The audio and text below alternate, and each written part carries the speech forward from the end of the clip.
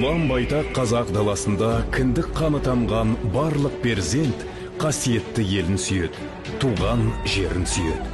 Отанға деген сүйіспеншілікті осынау қойнауы қазынаға толы, ұшы-қиырына көз жетпес сайын даланы жаулардан қорғап қалған ата-баба ізінен көреміз. Атырау мен Алтайдың арасын жалғап жатқан кең далада өмірге келген ұл мен қыз қазақ жерінің дархандығын, кең пейілділігін, бауырмалдылығын, жомарттығын бойына сіңіріп өсіп келеді. Тамырын тереңге, жапырағын кеңге жайған бәйтерек секілді ортақ отан Қазақстанда өсіп өнген барша халық, менің елім Қазақстан, туған жерім жұмағым, отан анам қазақ елі деп толқиды.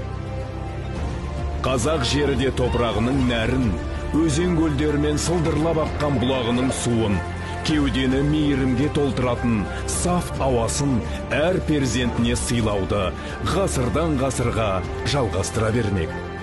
Кеше өмірге келген сәби де, ақ жаулықты ана да саған тағзым етуден жалықпайды. Мың алғыс саған, туған жер.